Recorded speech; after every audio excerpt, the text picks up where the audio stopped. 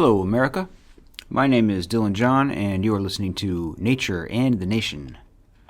For today's episode, I will be looking at Pragmatism, a Reader, from 1997, edited by Louis Menand. He also has an introduction in here, which is interesting. This is a very useful book for the study of pragmatism. There's a lot in here. And it's split into two parts. There's the first part, which is the original pragmatists. That section's called the first generation. And then the second part of the book is called Contemporary Pragmatism. And it's written by much more recent authors. The stuff written in here in the newer section is no older than Richard Rorty's writing from 1978. And the newest thing in here is from 1994. Whereas in the first generation, it spans from 1868 with an early Charles Peirce writing. But aside from that early one, it starts with 1877 with Charles Peirce's The Fixation of Belief, and runs through there to the latest one from John Dewey from 1939. Most of them are around the turn of the century, though, like before 1910, 1880, 1890 to 1910. And there's, I guess, some stuff from the 1915, 1916. And then there's one that jumps to 1939. John Dewey lived a long life. But from 1939 through 1978, there's nothing in here in that period. There wasn't, I don't think, an awful lot of pragmatic writings during that period. Existentialism took center stage for much of that time period, and postmodernism, the rise of postmodernism at that time period as well. And then pragmatism kind of had a comeback. So I'm going to make several episodes out of this book. This will be a first for me.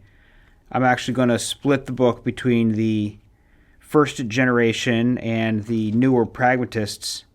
Next episode, I will look at the stuff from the second half of the book, the more recent contemporary pragmatists in here. But for this episode, I'm going to stick to the early stuff. There are a few, let's see, there are four main authors in this older section. Peirce, William James, Oliver Wendell Holmes, who was a Supreme Court justice and a legal writer, John Dewey, and then a little bit from Jane Addams and George Herbert Mead. But most of the section are those main four. I want to look specifically at an essay from William James, which will be the essay, The Will to Believe. We finally get to that one. That was the title essay of a book that I reviewed some episodes ago, but I instead looked at The Sentiment of Rationality, one of his early essays, in that episode. So I'm going to look at The Will to Believe today. And then I'm also going to look at an essay from John Dewey to get some idea of what he was all about. This is one of his earlier essays. It's from 1888. It's the earliest essay from John Dewey that's in this book. After this early essay, the next section from him is from 1916. So, as I said, this is one of his early works called The Ethics of Democracy. And I think that he had a sort of what you might consider an obsession even with democracy. He was very into it, and he wrote about it. He tried to incorporate it into his educational writings and into his philosophical writings. And ultimately, he was more a man of the left. He was a progressive and when we read his writings nowadays, we tend to think that it aligns more with our modern day left.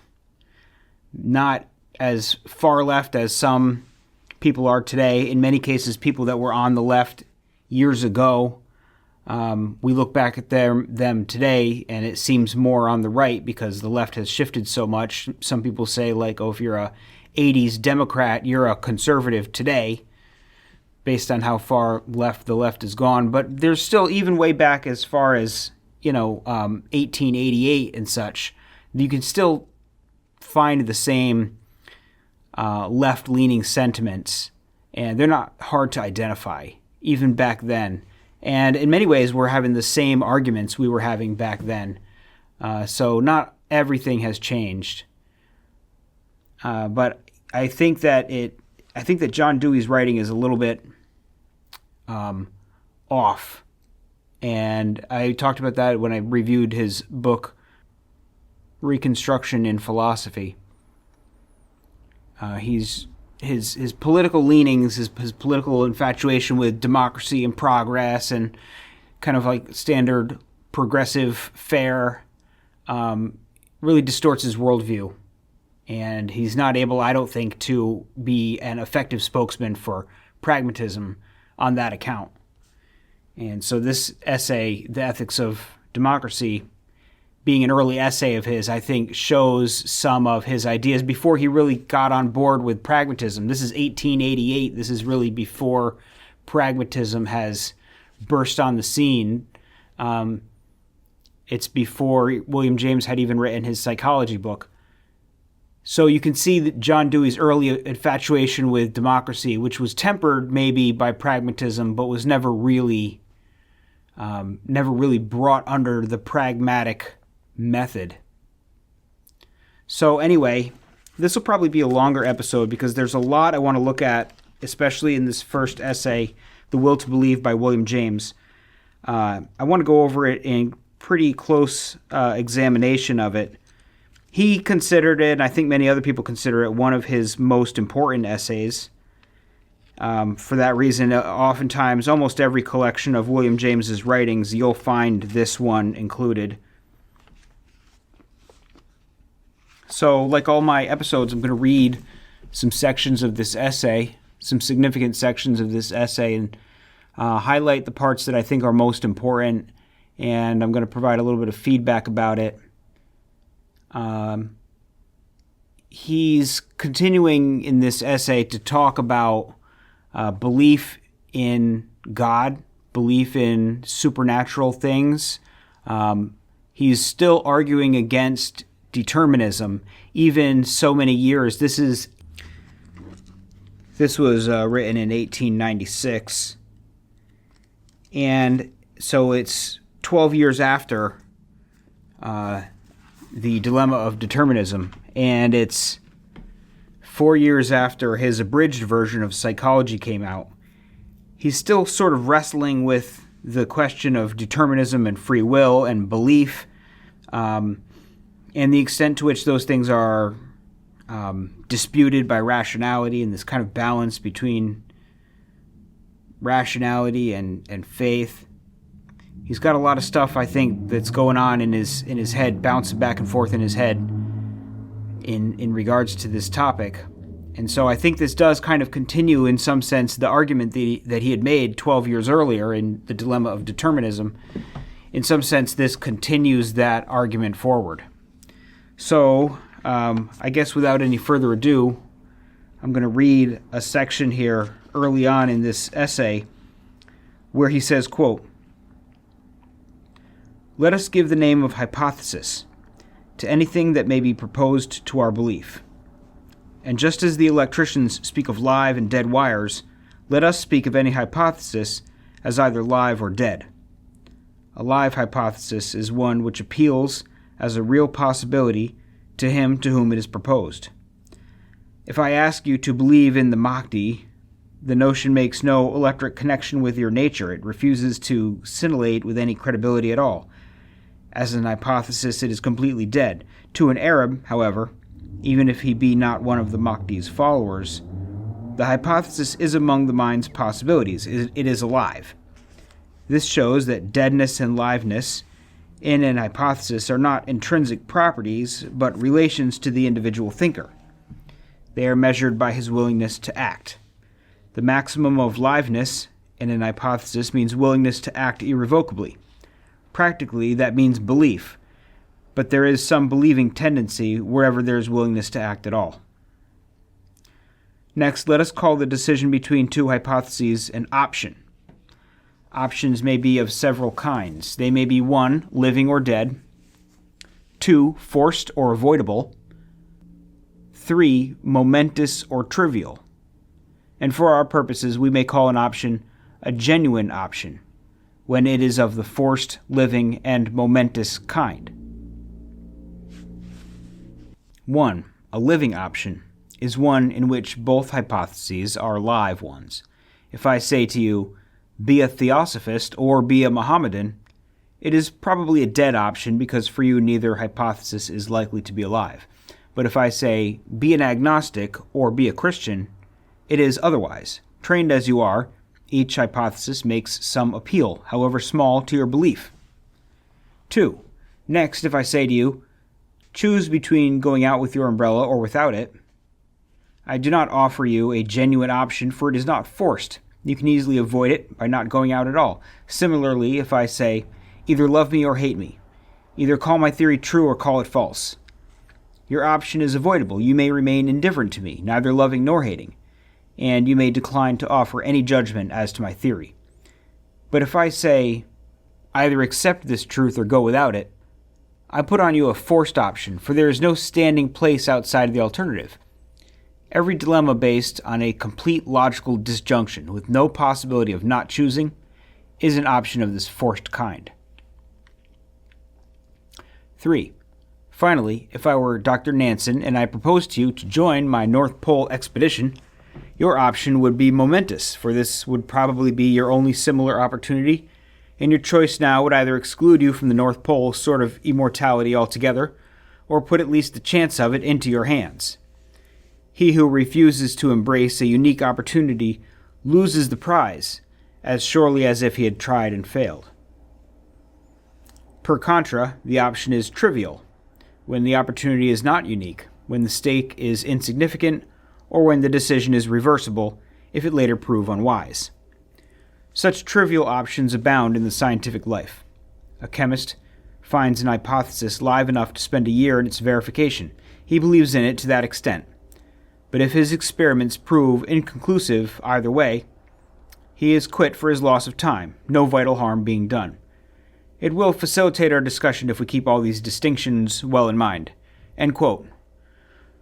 Okay, so that's an early section. He just kind of lays out the premises here. He's talking about different types of options and hypothesis. A hypothesis is something that may be proposed, and it can be either a live hypothesis or a dead hypothesis. And when two hypotheses are set against one another, he calls them options. And some options are living or dead options, forced or avoidable options, and momentous or trivial options. And he goes on through the course of this essay discussing the genuine option. So an option that is living, it is forced, and it is momentous. And if it doesn't fit that criteria, then it's not a genuine option, and the contents of this essay don't necessarily apply. And I think that's kind of important to keep in mind. I imagine I'll come back to that in a little bit. But basically, just to point out one section, he's just talking about deadness and liveness. And he says that deadness and liveness in the hypothesis are not intrinsic properties, but they're relations to the individual thinkers who consider them, measured by his willingness to act. And so he says practically that means belief. There is some believing tendency wherever there's willingness to act at all. Anytime that you're going to physically do something, speak something, if it's going to alter your behavior in some way, the alteration of your belief, the modification in your actions, is all built upon belief, some form of belief. And this does, in a way, come back to the function of cognition, the essay that I looked at a few episodes back, insofar as he really does believe that when you have a cognition, if you have a thought or a belief, it really boils down to how it affects your behavior. You can evaluate the belief by the way in which you act upon it. If you don't act upon it, then you don't believe it, or it's a meaningless belief. So let me jump from there a little bit. He talks some more about what it means to believe in something. And he says, quote, "Does it not seem preposterous, on the very face of it, to talk of our opinions being modifiable at will? Can our will either help or hinder our intellect in its perceptions of truth? Can we, by just willing it, believe that Abraham Lincoln's existence is a myth, and that the portraits of him in McClure's magazine are all of someone else? Can we, by any effort of our will or by any strength of wish that it were true, believe ourselves well and about when we are roaring with rheumatism in bed? Or feel certain that the sum of the 2 $1 bills in our pocket must be $100? We can say any of those things, but we are absolutely impotent to believe them. And of just such things is the whole fabric of the truths that we do believe in made up, matters of fact, immediate or remote, as Hume said, and relations between ideas, which are either there or not there for us, if we see them so, and which, if not there, cannot be put there by any action of our own." In Pascal's thoughts there is a celebrated passage known in literature as Pascal's Wager. In it he tries to force us into Christianity by reasoning as if our concern with truth resembled our concern with the stakes in a game of chance. Translated freely, his words are these: "You must either believe or not believe that God is. Which will you do? Your human reason cannot say. A game is going on between you and the nature of things, which, at the day of judgment, will bring out either heads or tails. Weigh what your gains and your losses would be if you should stake all you have on heads, or God's existence. If you win, in such case, you gain eternal beatitude. If you lose nothing at all. If there were an infinity of chances and only one for God in this wager, still you ought to stake your all on God, for though you surely risk a finite loss by this procedure, any finite loss is reasonable. Even a certain one is reasonable, if there is but the possibility of infinite gain. Go then and take holy water and have masses said. Belief will come and stupefy your scruples. It will make you believe and stupefy you. Why should you not? At bottom, what have you to lose?" You probably feel that when religious faith expresses itself thus, in the language of the gaming table, it is put to its last trumps. Surely Pascal's own personal belief in masses and holy water had far other springs, and this celebrated passage of his is but an argument for others, a last desperate snatch at a weapon against the hardness of an unbelieving heart. We feel that a faith in masses and holy water adopted willfully after such a mechanical calculation would lack the inner soul of a faith's reality, and if we were ourselves in the place of the deity, we should probably take particular pleasure in cutting off believers of this pattern from their infinite reward. It is evident that unless there be some pre-existing tendency to believe in masses and holy water, the option offered to the will by Pascal is not a living option. Certainly no Turk ever took to masses and holy water on its account, and even to us Protestants, these means of salvation seem such foregone impossibilities that Pascal's logic, invoked for them specifically, leaves us unmoved. As well might the Mahdi write to us saying, "I am the expected one, whom God has created in his effulgence. You shall be infinitely happy if you confess me. Otherwise you shall be cut off from the light of the sun. Weigh, then, your infinite gain if I am genuine, against your finite sacrifice if I am not." His logic would be that of Pascal, but he would vainly use it on us, for the hypothesis he offers us is dead. No tendency to act on it exists to us in any degree. The talk of believing by our volition seems then, from one point of view, simply silly. From another point of view, it is worse than silly, it is vile.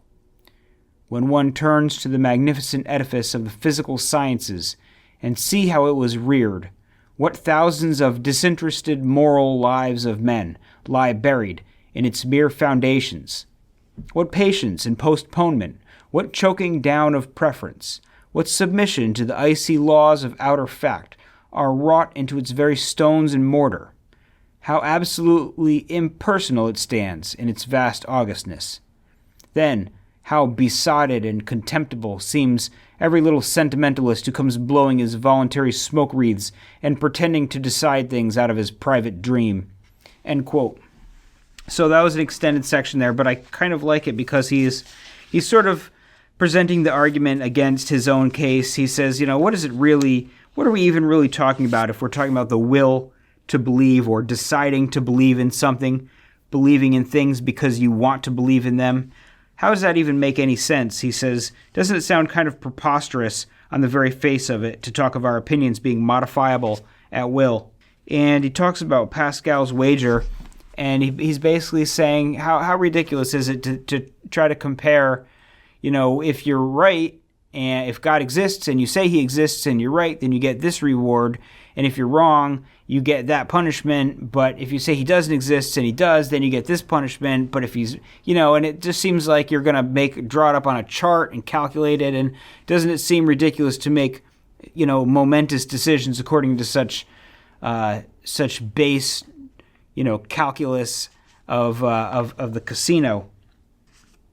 And he says it's nonsensical if someone were to say to you from some other cult of some sort, some other religion that wasn't something that you were already thinking of, whether it's Hindu, Brahmin or Muslim, or someone says, oh, you believe in this particular thing that I offer you, because imagine if I'm right, how much you stand to gain and how much you stand to lose if you deny me, but it's true, If you were presented by someone who's not, proposing a faith that we're already in the process of believing or struggling to believe, it's gonna strike us as meaningless. And it, so I don't know. I think that's interesting. The liveness of the hypothesis has to be a constant sort of component in order to direct yourself.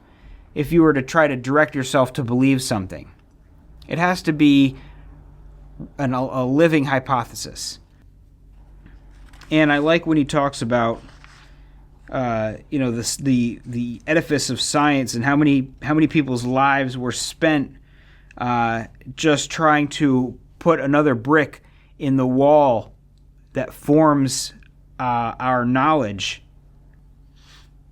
The lives people have spent studying things to come to the true answer. The debates, the people who have spent their lives arguing for something that proved not to be true. All of the work that has gone into figuring out what's what, just to have someone come along and say, well, I don't know about all that. What if it's this?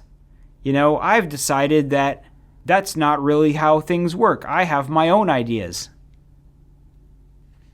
He says it just seems sort of contemptible to just disregard all of that and say, well, I can figure things out on my own. I'll make up my own mind. And I don't think he really necessarily believes that, but it is kind of interesting to consider. But moving on from there, he does come back to sort of his thesis from the sentiment of rationality. When he talks about how we actually do make decisions. And here he says, quote, our non-intellectual nature does influence our convictions. There are passional tendencies and volitions which run before and others which come after belief. And it is only the latter that are too late for the fair, and they are not too late when the previous passional work has already been in their own direction. Pascal's argument, instead of being powerless, then seems a regular clincher, and it is the last stroke needed to make our faith in masses and holy water complete. The state of things is evidently far from simple. and pure instinct and logic, whatever they might do ideally, are not the only things that really do produce our creeds. Our next duty, having recognized this mixed-up state of affairs, is to ask whether it be simply reprehensible and pathological, or whether, on the contrary, we must treat it as a normal element in making up our minds. The thesis I defend is, briefly stated, this: our passional nature not only lawfully may, but must, decide an option between propositions whenever it is a genuine option that cannot by its nature be decided on intellectual grounds. For to say, under such circumstances, do not decide but leave the question open, is itself a passional decision, just like deciding yes or no, and is attended with the same risk of losing the truth. The thesis, thus abstractly expressed, will, I trust, soon become quite clear, but I must first indulge in a bit more of preliminary work. It will be observed that, for the purposes of this discussion, we are on dogmatic ground. Ground, I mean, which leaves systematic philosophical skepticism altogether out of account. The postulate that there is truth, and that it is the destiny of our minds to attain it, we are deliberately resolving to make, though the skeptic will not make it. We part company with him, therefore, absolutely at this point. But the faith that truth exists, and that our minds can find it, may be held in two ways.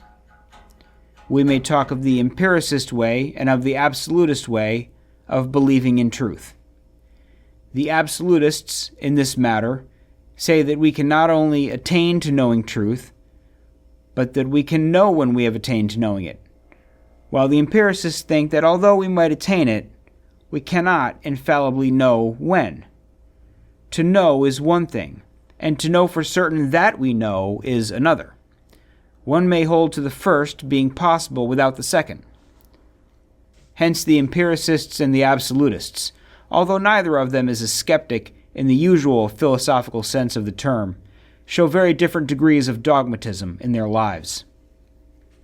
If we look at the history of opinions, we see that the empiricist tendency has largely prevailed in science, while in philosophy, the absolutist tendency has had everything its own way.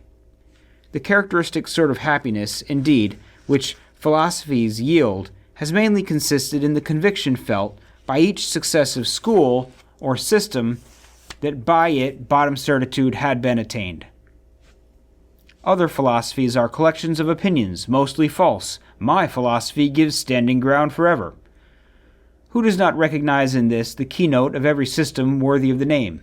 A system, to be a system at all, must come as a closed system, reversible in this or that detail perchance, but in its essential features never. Okay, so that was an interesting section. He is kind of talking about, there's two main parts there. The first is that our non-intellectual nature does in fact influence our convictions. We have passion that comes before our decision, passion that comes afterwards, and it affects the passion that comes beforehand affects our belief, and then the passion that comes afterwards, if it's in accord with the belief, is just reinforcing it. But he says that our passional nature must decide options between propositions that are genuine. If you're intellectual, he says, our passional nature not only lawfully may, but must, decide an option between propositions whenever it is a genuine option that cannot, by its nature, be decided on intellectual grounds. For to say under such circumstances, do not decide but leave the question open, is itself a passional decision, just like deciding yes or no. So when your intellectual capacities cannot solve a genuine question, then it may, and in fact must, be decided by your passions. But this only applies to the genuine option. And then he says, not to be a skeptic thinks that we cannot acquire truth, that there is no truth, but we're not skeptics. but we are going to look at the difference between the empiricist and the absolutist. Because the empiricist believes that he can acquire truth, but he believes that he cannot know specifically when he has acquired it. He can suspect that he has the truth, but he never knows that he has the truth. Whereas the absolutist believes not only that you can know the truth, but that you can know when you know the truth. And he says that in science, the empiricist has won the day, but in philosophy, the absolutist has won the day. But he says basically, we're going to approach this question from the empiricist perspective. So continuing on with a bit more about how to look at things from the empiricist perspective, he says the following. Quote, "Please observe now that when as empiricists we give up the doctrine of objective certitude, we do not thereby give up the quest or hope of truth itself. We still pin our faith on its existence, and still believe that we gain an ever better position towards it by systematically continuing to roll up experiences and think. Our great difference from the scholastic lies in the way we face. The strength of his system lies in the principles, the origin, the terminus a quo of his thought. For us, the strength is in the outcome, the upshot, the terminus ad quem. Not where it comes from, but what it leads to is to decide. It matters not to an empiricist from what quarter an hypothesis may come to him. He may have acquired it by fair means or by foul. Passion may have whispered or accident suggested it, but if the total drift of thinking continues to confirm it, that is what he means by its being true." One more point, small but important, and our preliminaries are done. There are two ways of looking at our duty in the matter of opinion, ways entirely different, yet ways about whose difference the theory of knowledge seems hitherto to have shown very little concern. We must know the truth, and we must avoid error. These are our first and great commandments, as would-be knowers. But they are not two ways of stating an identical commandment. They are two separate laws. Although it may indeed happen that when we believe truth A, we escape an incidental consequence from believing the falsehood B. It hardly ever happens that merely by disbelieving B, we necessarily believe A. We may, in escaping B, fall into believing other falsehoods, C or D, just as bad as B. Or we may escape B by not believing anything at all, not even A. Believe truth, shun error. These, we see, are two materially different laws, and by choosing between them, we may end by coloring differently our whole intellectual life. We may regard the chase for truth as paramount, and the avoidance of error as secondary, or we may, on the other hand, treat the avoidance of error as more imperative, and let truth take its chance. Clifford exhorts us to the latter course. Believe nothing, he tells us. Keep your mind in suspense forever, rather than by closing it on insufficient evidence incur the awful risk of believing lies. You, on the other hand, may think that the risk of being in error is a very small matter when compared with the blessings of real knowledge, and be ready to be duped many times in your investigation rather than postpone indefinitely the chance of guessing true. I, myself, find it impossible to go with Clifford. We must remember that these feelings of our duty about either truth or error are in any case only expressions of our passional life.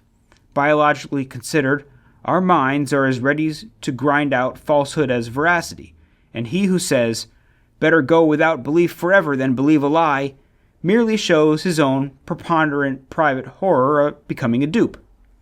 He may be critical of many of his desires and fears, but this fear he slavishly obeys. He cannot imagine anyone questioning its binding force. For my own part, I have also a horror of being duped, but I can believe that worse things than being duped may happen to a man in this world. So Clifford's exhortation has, to my ears, a thoroughly fantastic sound. It is like a general informing his soldiers that it is better to keep out of battle forever than to risk a single wound. Not so are victories, either over enemies or over nature, gained.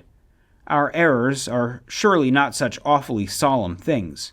In a world where we are so certain to incur them, in spite of all our caution, a certain lightness of heart seems healthier than this excessive nervousness on their behalf. At any rate, it seems the fittest thing for the empiricist philosopher." End quote. Okay. Some interesting stuff there. He begins to talk about the difference between getting things right and not getting things wrong. And those are two different things. The first part, though, before he gets quite into that, I do like the way he points out, he says that, we still believe that truth, the empiricist still believes that truth exists, but he says the major difference is where his direction faces. The absolutist, the scholastic, looks for the first principles, the origin, the beginning of things, whereas the empiricist looks for the outcome of things, the endpoints, what the result is. He says it matters not to an empiricist from what quarter an hypothesis may come to him. He may have acquired it by fair means or by foul. Passion may have whispered, or accident suggested it. But if the total drift of thinking continues to confirm it, that is what he means by its being true. And to take this politically begins to me to seem like pushing toward a sort of eclectic perspective, in that there doesn't have to be a coherent, cohesive, underlying principle to explain why one does this and one does that and one does the other. That it's all just chaos thrown together if the underlying principle isn't there, if it's just a mishmash of policy points that don't have any kind of coherence.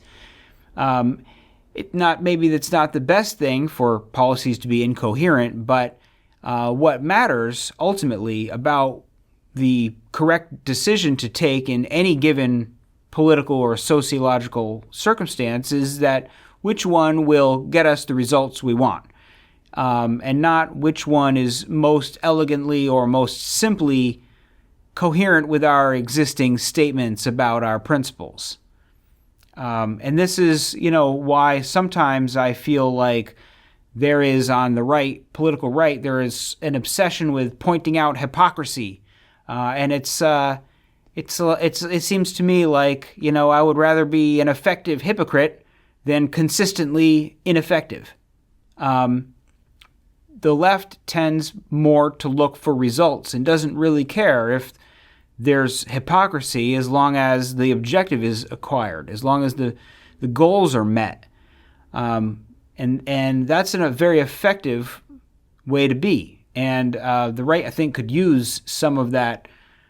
Let's just get the job done by fair means or foul, because there are things that have to happen, because the consequences of them not happening are too destructive. And if things need to be prevented or things need to be accomplished, then see to it that the things that need to be prevented are prevented, and the things that need to be accomplished are accomplished. And the mechanisms for getting there, while important, is always a secondary consideration.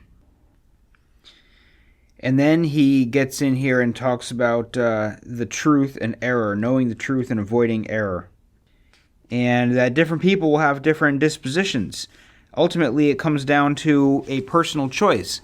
Is it more important for you to risk error in order to get at the truth, or to risk not getting to the truth in order to avoid error? And this might sound kind of like Pascal's wager, but it's really more of a dispositional question. What is your priority? Which type of person are you? And he says that it's most fitting for an empiricist philosopher to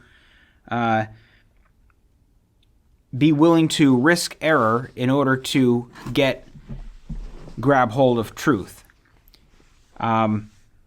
Now, what he says about the empiricist previously was that, in regards to truth, was that The absolutist believes that he can get truth and that he can know when he has it.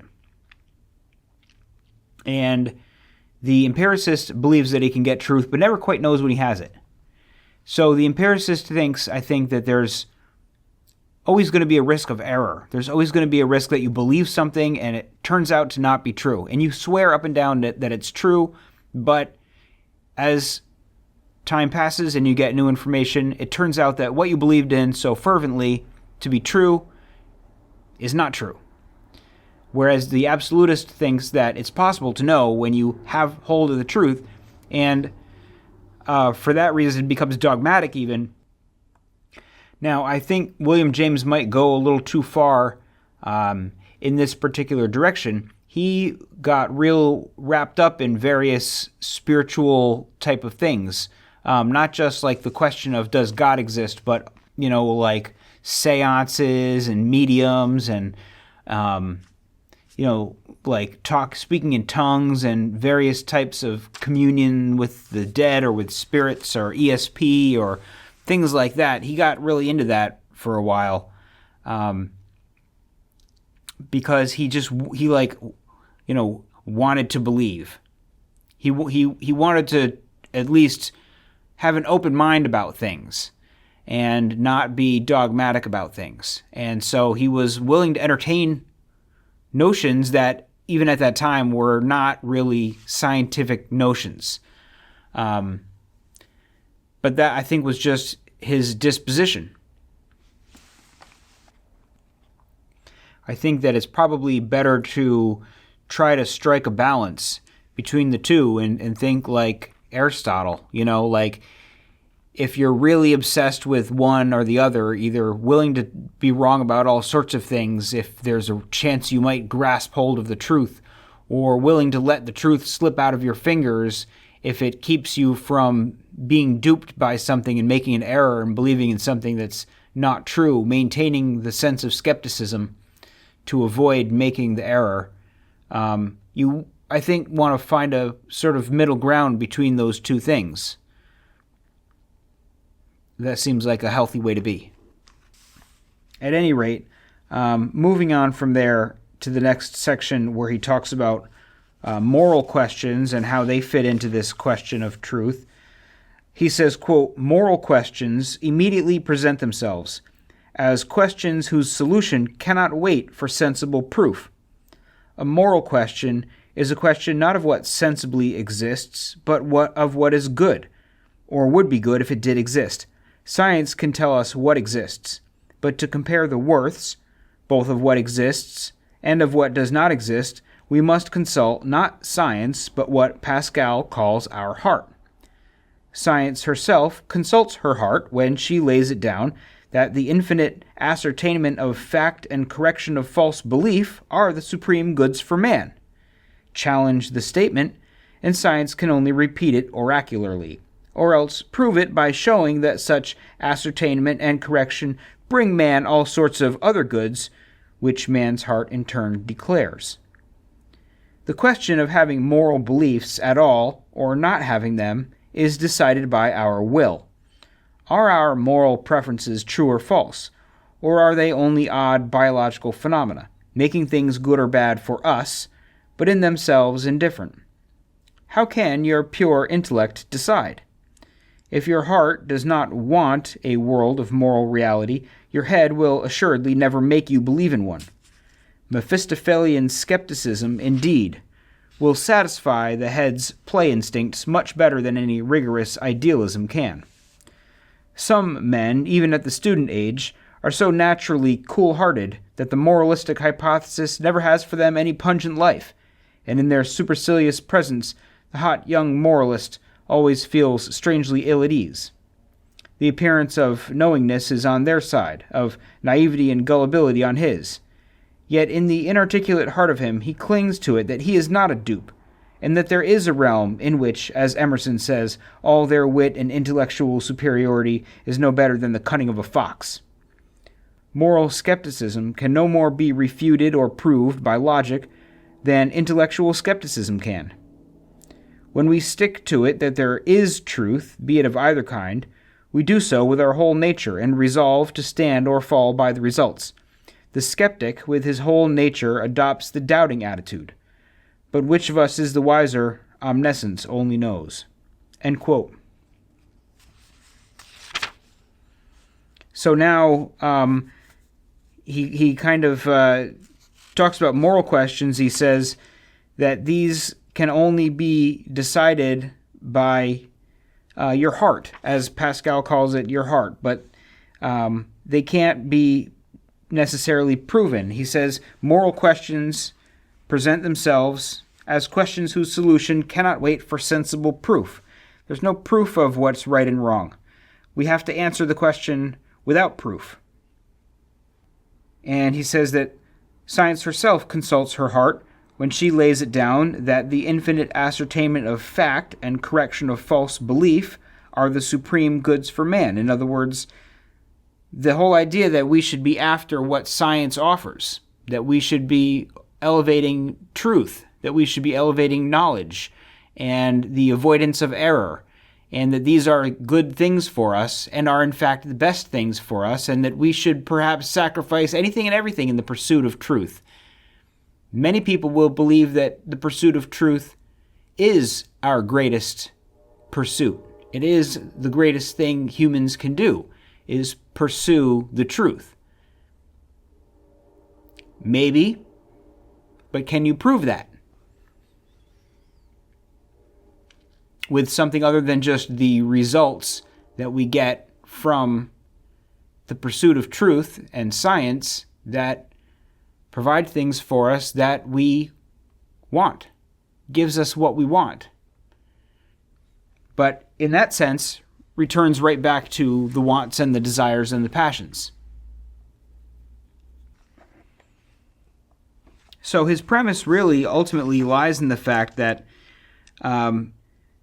the moral question is a genuine question. It's a question that can't be deferred, can't be said, let's wait for more proof before we make the decision. But I think that science has developed quite a bit since this time, and we know more about our moral senses and our brain, and I think that it has become more apparent that our morals are, in fact, biological phenomena, which would lend weight to their just being subjective. At any rate, he starts talking about religion, bringing this whole question home, in a sense, to the religious question.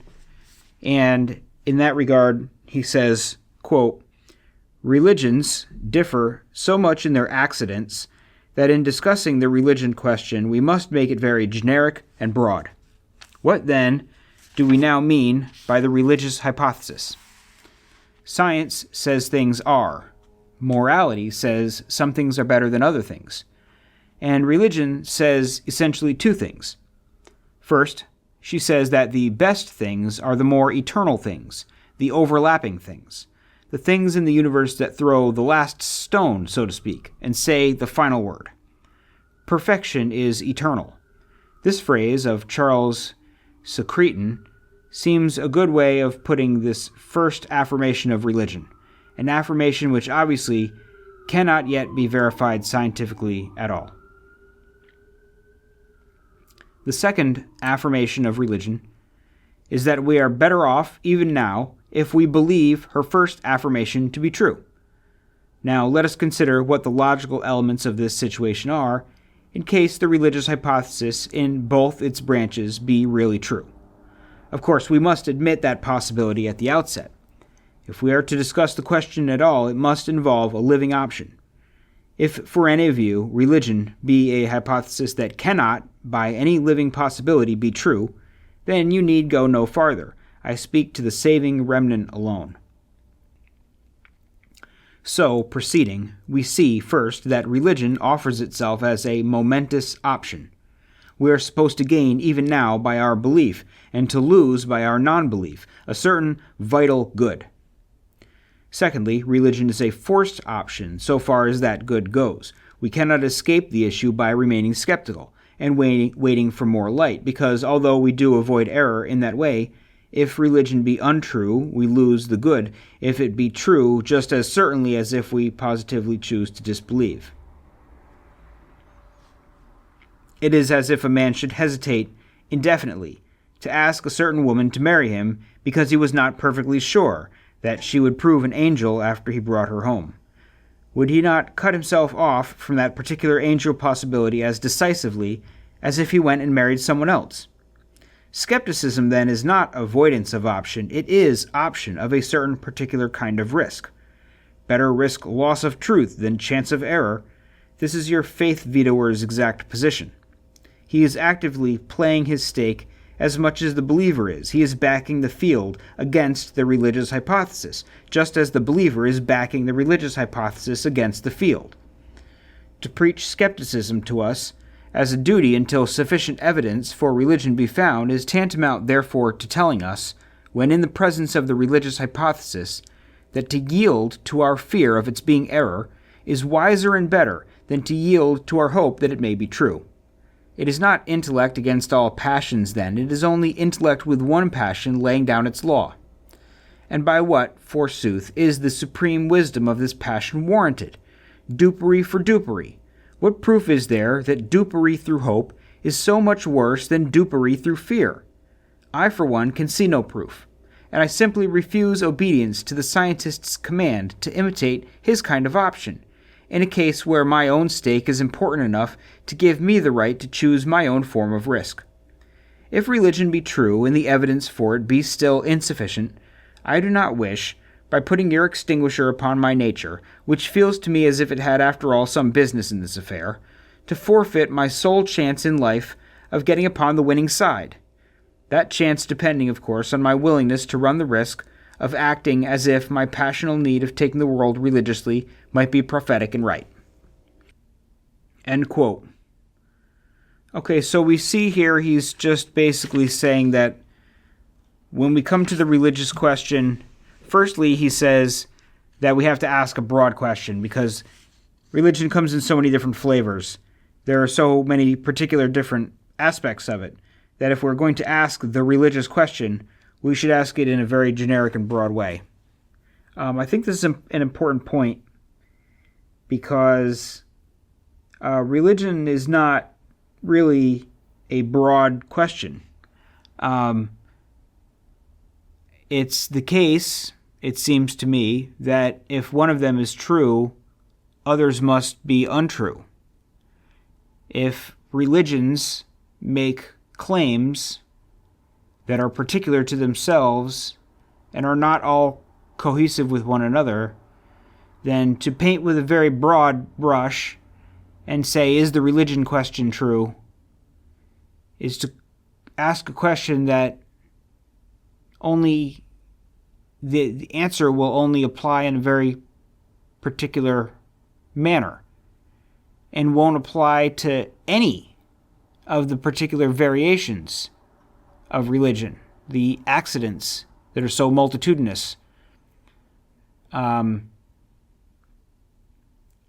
answer the religious question and in the way that William James wants to answer it is in a way sort of rejecting the scientific skepticism. But what has he answered the question? What is the question that he has answered? And what conclusion he draws and the position that he must stake out to support that answer depends on a whole bunch of other additional aspects to the particularities of the chosen religion. And I think that all of the other things that go along with it are not themselves necessarily genuine questions in the way in which he describes it. For instance, the simple question of Noah's Ark, or the question of Adam's rib. I don't know as though those are living options for many people. that that's actually what happened in that way. That somehow it's a metaphor or something. It's telling a different story than the story it tells on its face, somehow. And the shape of things has to keep getting trimmed. And what it is ultimately that becomes affirmed maybe needs to be defined more clearly than to just lay it as the general question of religion. I guess at the end of the day, it's a question of, does some form of supernatural deity have a hand in things in its most boiled down form? But it's not the case that you can take this really rough sketch of religion and say that if I believe, my life gets better, and therefore I should be able to believe, since nothing is proven what I believe to be false. It has to be kind of pinned down what it is that is as yet proven untrue, or what has not yet been disproven, and be specific about it.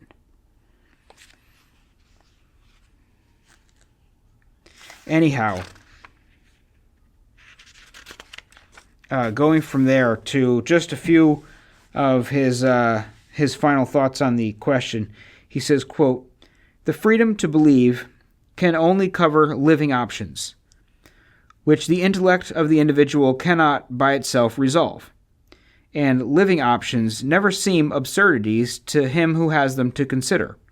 When I look at the religious question, as it really puts itself to concrete men, and when I think of all the possibilities which both practically and theoretically it involves, then this command that we shall put a stopper on our heart, instincts, and courage, and wait, acting, of course, meanwhile more or less as if religion were not true, till doomsday, or till such time as our intellect and senses working together may have raked in evidence enough, this command, I say, seems to me the queerest idol ever manufactured in the philosophic cave.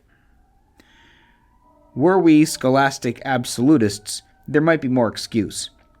If we had an infallible intellect, with its objective certitudes, we might feel ourselves disloyal to such a perfect organ of knowledge, in not trusting it exclusively, in not waiting for its releasing word.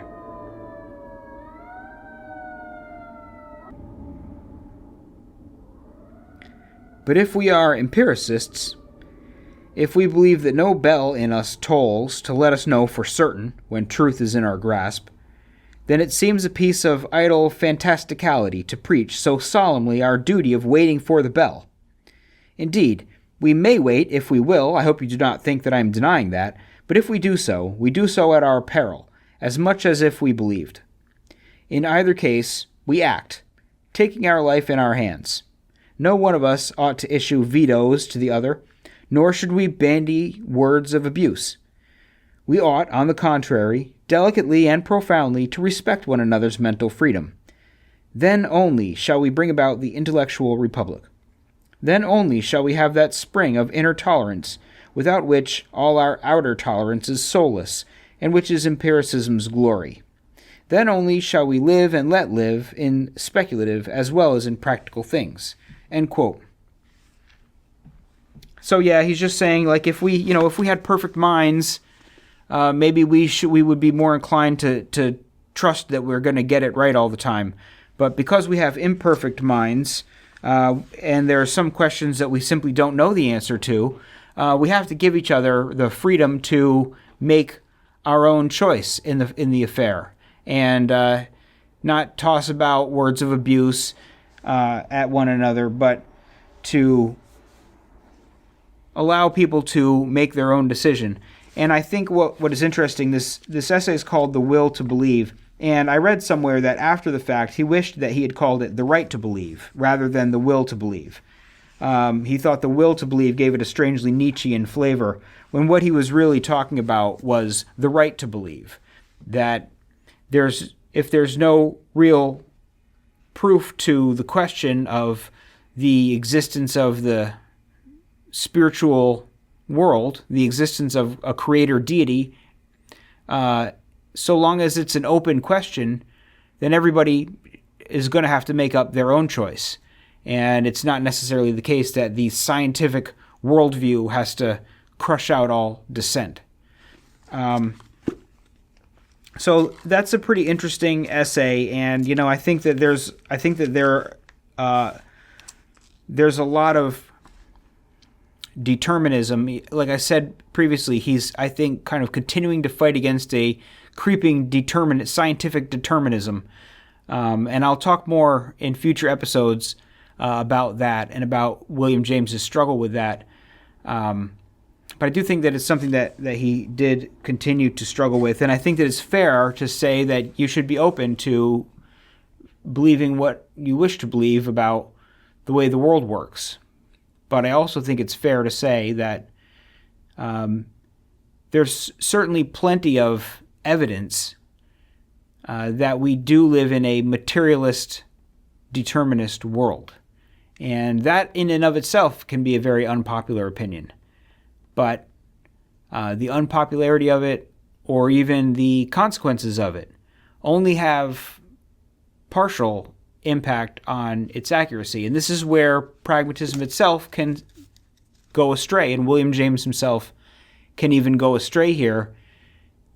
We have to limit to some extent our ability to say, if it functionally works in coordination with your other beliefs, then it's fair to treat it as true. There's an amount of skepticism that is and is not warranted by pragmatism. And just to throw the doors open to a deep, deep skepticism of anything anybody else says about the world takes it too far. And William James sometimes just thinks that his ability to just believe in things is so unconstrained, and it's not unconstrained. There are things that we have figured out, and we don't have to reinvent the wheel every time. We can and should have some trust in the people that we speak with when they tell us that they've discovered something to be true, that we can trust them and say, I hear you and believe you that this thing is true. In order to have a society, we have to have shared truths. So anyway, let me jump. I also want to look at an essay by John Dewey. And it's one of his early ones. Quite early. 1888. I believe is the date of this. Yeah, definitely one of his early writings. Before he got bound up with William James's Pragmatism. 1888 was way back, before the psychology books came out. And so we can see some of John Dewey's early ideas, and I think there are some indications of his progressivism in this essay. And you can kind of see the way that he was bound up to that, in the same way that William James was sort of bound up into certain possibilities and wasn't always skeptical enough or pragmatic enough to think clearly about everything. John Dewey was the same way. He had some areas of his life that he just believed in and wasn't adequately skeptical of. And maybe that's a weakness of pragmatism, that it gives people room to just grab hold of something and just believe in it because they think it helps the world for them to believe in it. And therefore it's good for them to believe in it, or it helps them, or it helps something, or in some way is good. And so if it's not pinned down for them to not be able to believe in, then they'll go ahead and believe in it. And John Dewey is like that with democracy. So here, talking about democracy, in the essay entitled The Ethics of Democracy, he says, quote, "Since it appears to decide all questions of policy and of men by mere weighing of numbers, it is easy to represent democracy as concerned for the most part with a problem in arithmetic. Analytic abstraction, having perchance already deprived men of all their qualities due to their social relations, now proceeds further to reduce them into merely numerical individuals, into ballot-projecting units. Then, the mere accident of a few bare units, more or less on this side or that, seems, by bare numerical preponderance, to form the will of the people, in this direction or that. Such is the theoretical analysis of democracy most often presented to us. Many of its upholders have no more adequate idea of it than this, and rest for their final support on the fact that, after all, the numerical majority would have, in a case of an appeal to arms, the brute force to coerce the minority. Such presentations come off very poorly when compared with the sketch of an ideal aristocracy, where not mere stress of numbers, but superiority in wisdom, elevation in goodness, enable the few having these qualities to guide the mass without them. All Carlyle's political writings rest their lamentation on just such a conception of democracy as this numerical one, which he has set forth in a more many-sided, vivid, and forcible way than even Sir Henry Maine. And the educated men of today, who have been trained exclusively in the school of physical science, with its tendencies toward mechanical and mathematical abstraction, almost without exception, have no notion of the meaning of democracy other than this. But the student of society has constantly to be on his guard against the abstract and purely mechanical notions introduced from the physical sciences. If he will beware of such abstractions, he will remember that men cannot be reduced for political purposes, any more than for any other, to bare figure ones, marks to be placed in rows set over against one another. A man, when he comes to vote, does not put off from him, like a suit of old clothes, his character, his wealth, his social influence, his devotion to political interest, and become a naked unit. He carries with him, in his voting, all the influence that he should have, and if he deserves twice as much as another man, it is safe to say that he decides twice as many votes as that other man. Even if his character is corrupt, and his devotion to politics is from motives of pelf, it yet remains true that he votes not as a mere unit, but as a representative of the social organism. It is only because society allows him, nay, grants him power on such grounds, that he can use it. His very corruption is the expression of society through him. A vote, in other words, is not an impersonal counting of one. It is a manifestation of some tendency of the social organism through a member of that organism." End quote. So he's comparing a vision of democracy that is just sort of number counting and against a concept of democracy where a person's vote is a representation of a social force of some kind. There are all sorts of things that go into his vote. There are people that he influences when he talks about politics who he may influence their vote. And there's a whole host of additional stuff that guides his vote and that pertains to his participation in the democracy as a voter, so that it's not just a system of counting. He says that a lot of people consider it that way. It's been absorbed by the physical sciences as a numerical project. He says when you compare it against an idealized version of aristocracy and versus this sort of number-crunching, kind of debased vision of democracy, aristocracy comes out looking the better in such a comparison. But that's not the complete story of democracy. So, moving on from there,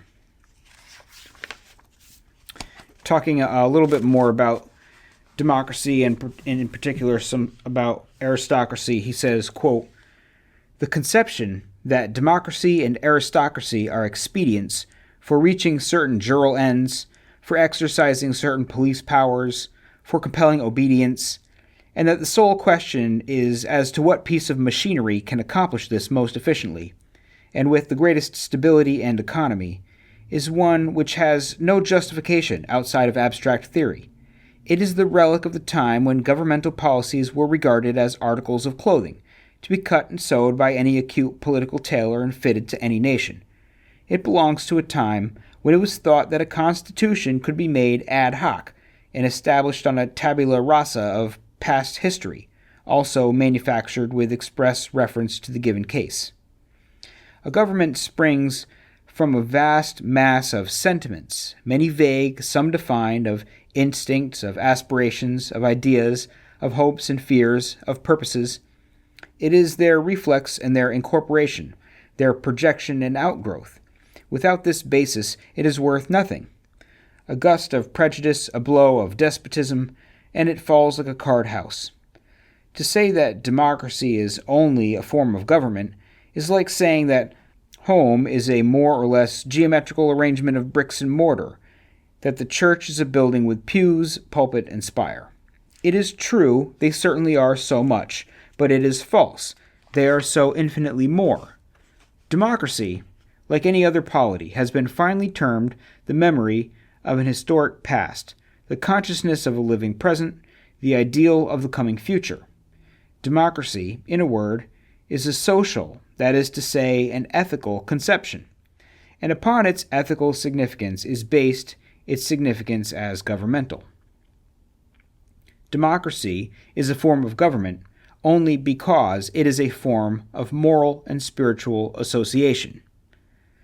But so is aristocracy. What is the difference? What distinguishes the ethical basis and ideal of one from that of the other? It may appear a roundabout way to reach a simple end, to refer to Plato and to Greek life to get data for an answer, but I know of no way in which I can so easily bring out what seems to me the truth. The Platonic Republic is a splendid and imperishable formulation of the aristocratic ideal. If it had no value for philosophical reasons, if its theory of morals, of reality, and of knowledge had disappeared as utterly as the breezes which swept the grasses under the plane tree by which Plato and his disciples sat and talked, the Republic would be immortal as the summary of all that was best and most permanent in Greek life, of its ways of thinking and feeling, and of its ideals. But the Republic is more. It seizes upon the heart of the ethical problem, the relation of the individual to the universe, and states a solution. The question of the Republic is as to the ideal of men's conduct. The answer is such a development of man's nature as brings him into complete harmony with the universe of spiritual relations, or, in Platonic language, the state. This universe, in turn, is man writ large. It is the manifestation, the realization of the capacities of the individual. Such a development of the individual that he shall be in harmony with all others in the state. That is, that he shall possess as his own the unified will of the community. That is the end both of politics and of ethics. Nothing could be more aside from the mark than to say that the Platonic ideal subordinates and sacrifices the individual to the state. It does, indeed, hold that the individual can be what he ought to be, can become what, in idea, he is, only as a member of a spiritual organism, called by Plato the state, and in losing his own individual will, acquiring that of this larger reality. But that is not loss of selfhood or personality. It is its realization. The individual is not sacrificed. He is brought to reality in the state. We certainly cannot find here any ground upon which to distinguish the aristocratic from the democratic ideal. But we have not asked how this unity of the individual in the universe, this perfect man in the perfect state, is to be brought about. Here lies the distinction sought for. It is not a question of end, but of means. According to Plato and the aristocratic idea everywhere, the multitude is incapable of forming such an ideal and of attempting to reach it. Plato is the true author of the doctrine of the remnant. There is, in his words, no chance of perfection, either in states or in individuals, until a necessity is laid upon the small class of caring for the state. It is to the one wise man, or to the few, that Plato looks for redemption. Once found, these are to be given absolute control, and are to see to it that each individual is placed in such a position in the state that he may make perfect harmony with the others, and at the same time perform that for which he is best fitted, and thus realize the goal of life. Justice, in Plato's word. Such is the barest outline of the most perfect picture of the aristocratic ideal which history affords. The few best, the aristoi. These know and are fitted for rule, but they are to rule not in their own interests, but in that of society as a whole, and therefore in that of every individual in society. They do not bear rule over the others. They show them what they can best do and guide them in doing it. There is no need to dwell upon the charm, upon the attractiveness of the aristocratic ideal. The best witness to it is in the long line of great men who have reiterated with increasing emphasis that all will go wrong until the few who know and are strong are put in power, while others, foregoing the assertion of their individuality, submit to superior wisdom and goodness. End quote. Okay, so that's a long section, but it seems as though he's trying to describe aristocracy, the way aristocracy presents itself.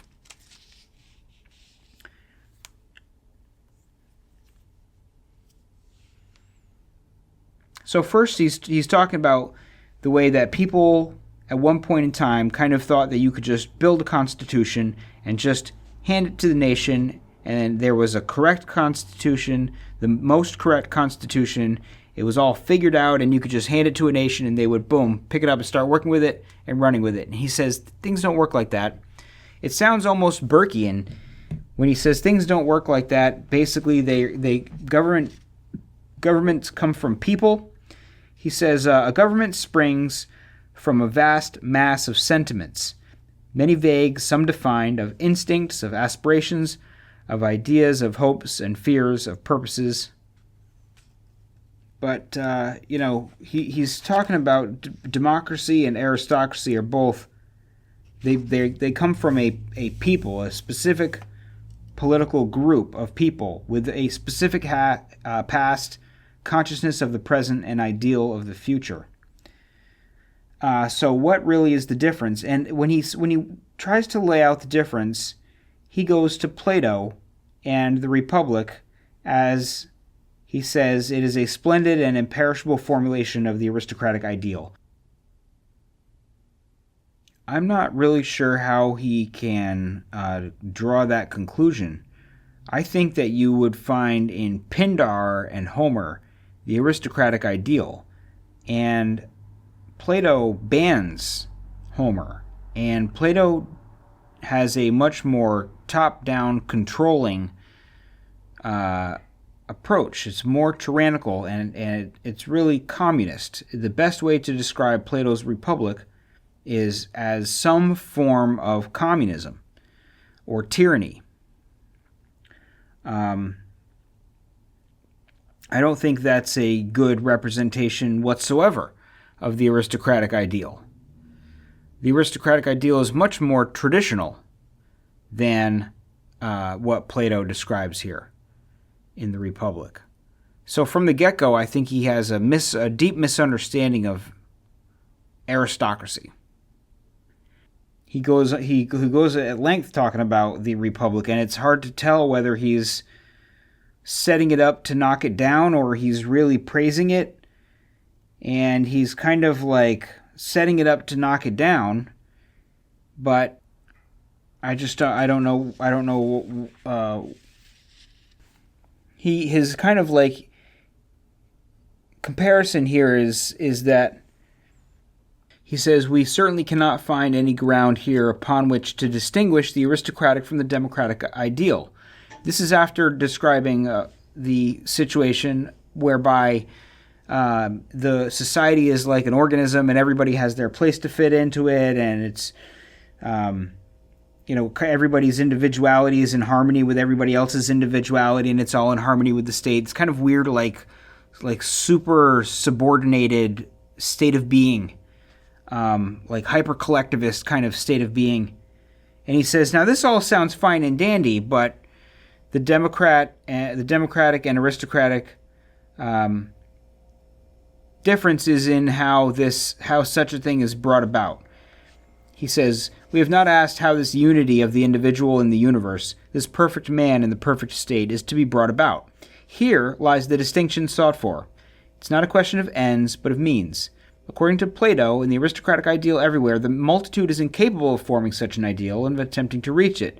So, therefore, Plato is the author of The Remnant, no chance of perfection either in states or in individuals until a necessity is laid upon the small class of caring for the state. It is to the one wise man or the few that Plato looks for redemption. The philosopher kings, the leaders, the geniuses that are going to bring a society into its utopian state.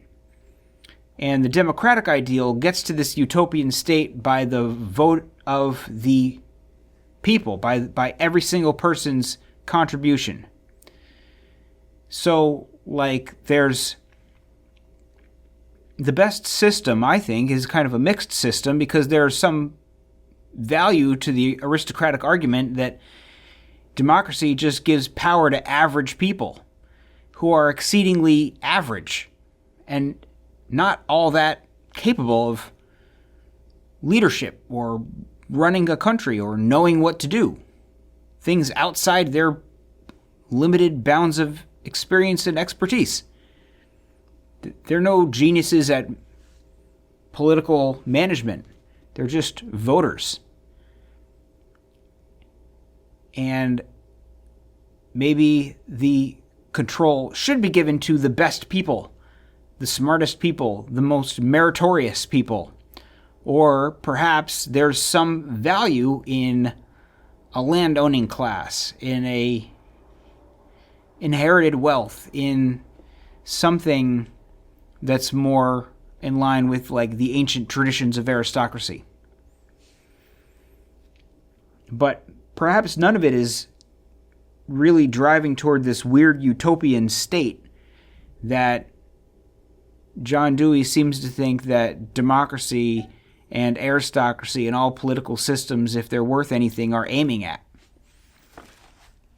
Anyway, moving on from there, he says, quote, the aristocratic ideal, in spite of all its attractions, is not equal to reality. It is not ideal to the actual forces animating men, as they work in history. It has failed because it is found that the practical consequence of giving the few, wise and good, power is that they cease to remain wise and good. They become ignorant of the needs and requirements of the many. They leave the many outside the pale with no real share in the commonwealth.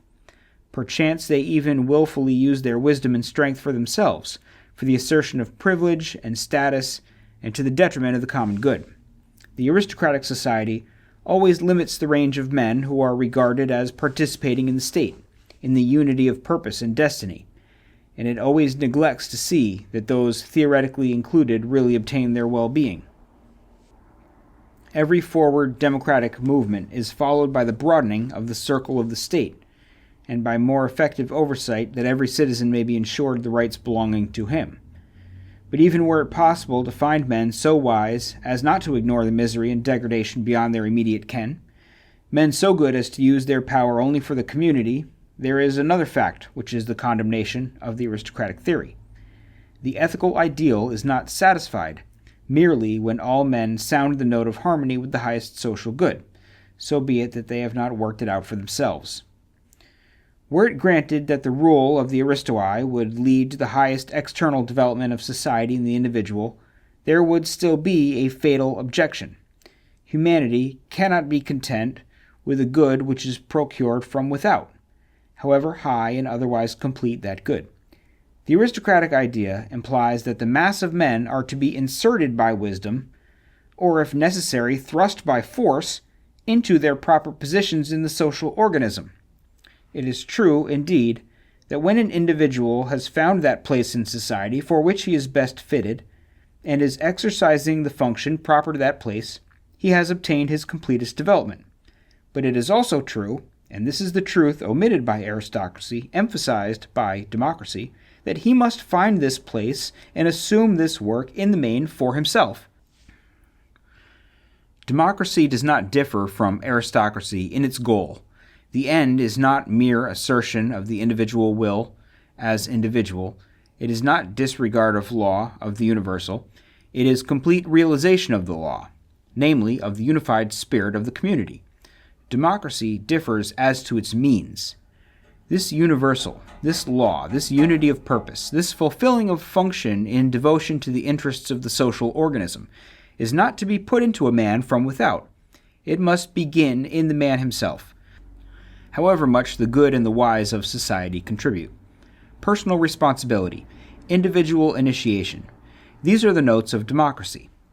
Aristocracy and democracy both imply that the actual state of society exists for the sake of realizing an end which is ethical. But aristocracy implies that this is to be done primarily by means of special institutions or organizations within society, while democracy holds that the ideal is already at work in every personality and must be trusted to care for itself. There is an individualism in democracy, which there is not in aristocracy, but it is an ethical, not a numerical individualism. It is an individualism of freedom, of responsibility, of initiative to and for the ethical ideal, not an individualism of lawlessness. In one word, democracy means that personality is the first and final reality. End quote. Okay, so there's a good kind of comparison between the two, and basically why he thinks that democracy is better, because basically people finding their place in the world is something that has to come from within them, and it can't just be imposed from without. The right shape of society isn't the sort of thing that can be imposed. It has to be organically developed. And this is a part of people's personal freedoms, to choose their occupation, to choose their career, to choose their lifestyle. That way people can find where they fit best into the social organism, theoretically. And again, there's a sort of idealism that people are going to find their way into, like, their life's calling or something. There's a utopianism in John Dewey that, maybe, again, it's too often the case both here in Dewey's essay here, as well as in many other arguments and lines of thought, that continually make either-or questions out of things that really are answered by some combination of the constituent parts. Like aristocracy and democracy, like they both have good aspects to them, and the best thing to do is to find a way to incorporate both of them. And maybe like John Dewey does that a little bit, but the minute you come down for one and against the other, like they're in competition with one another, and democracy is right and aristocracy is wrong for the following reasons. If aristocracy can make a good case for itself, then maybe that's because it has something of value. At any rate, let's keep moving along.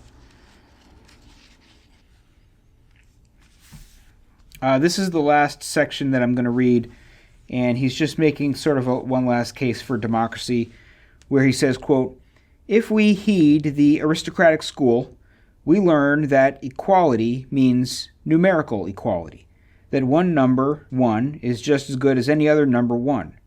Conceiving it to refer to bald individuality, they think its inevitable outcome, logical if not historical, is an equal division of all things from virtue to wealth.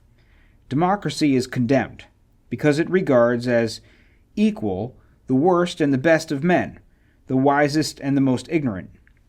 It is condemned because it is said to aim at an equal distribution of wealth and of the happiness that grows from material possessions and surroundings. It is said that it is both foolish and wicked to attempt by the lie of equality to blind one's eyes to the differences of men in wisdom, virtue, and industry. That upon these differences, indeed, rests the whole structure of society, with its necessary grades of subordination and service, and that the only society which is either stable or progressive is one in which the motivations of inequality, both political and industrial, have fair play. As Menand says, the motives which have always impelled mankind to the production of increasing industrial resources are such as infallibly entail inequality in its distribution. It is the never-ending struggle for existence, the private war which makes one man strive to climb upon the shoulders of another and stay there, which have been the springs to action. Take them away, introduce equality, and you have no motive to progress. What shall we say to this indictment? Simply that it is beside the mark. As relates to democracy, it corresponds to no reality. Equality is not an arithmetical, but an ethical conception.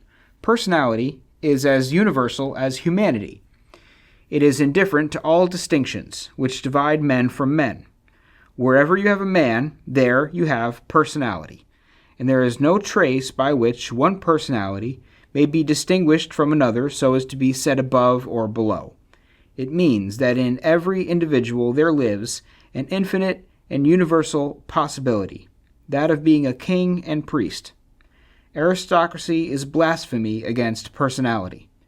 It is the doctrine of the elect few applied not to some life in the future, but to all relations of humanity. Hero worship means man despised.